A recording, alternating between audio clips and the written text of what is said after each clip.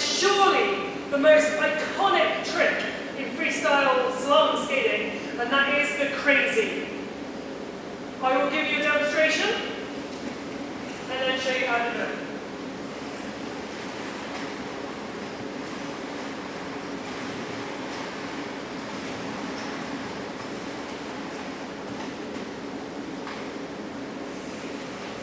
I'm going to change things up a little bit.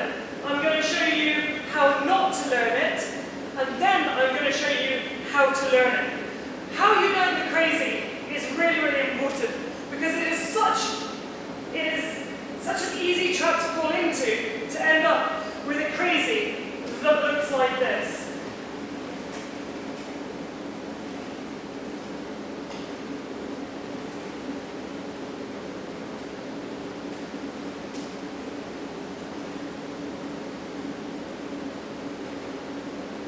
Don't let that be you.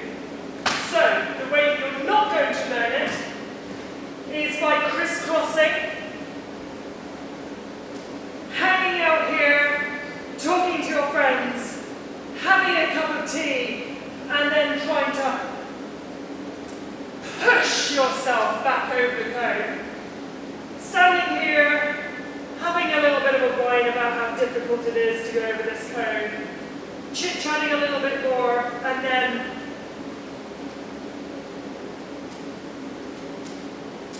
pushing your way over that cone. Don't do it! Do this instead. On the ground, I put 2 V's. This is where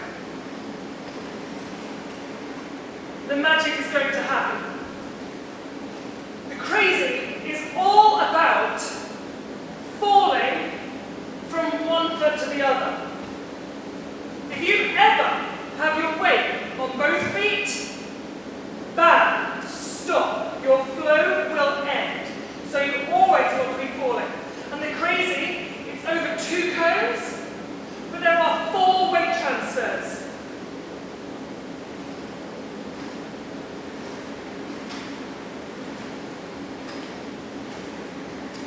And it is those weight transfers that make the crazy happen. So, we are going to start with the crisscross. If you watched my crisscross tutorial, or my backwards crisscross tutorial, you will know that there is a shift in your weight as you cross the cone. So, I start here, I'm going towards my right. So I start with my weight on my left foot.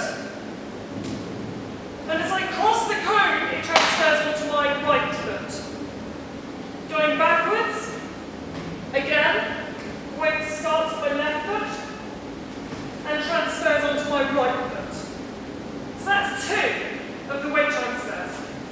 But the other 2, like I say, is where the magic happens. Here and here.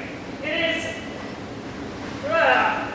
is this weight transfer from the right foot to the left foot, because I'm going to my right. You can reverse all that yourselves. So, I'm going to go over. My weight is on my right foot. See how I'm in this V? Now, I'm not going to sit here and just do a transfer like that. No, no, no. We are going to fall backwards over the cone. So, you're almost in line with my foot here. My centre of gravity is here. I'm just going to fall back and save myself with my left foot.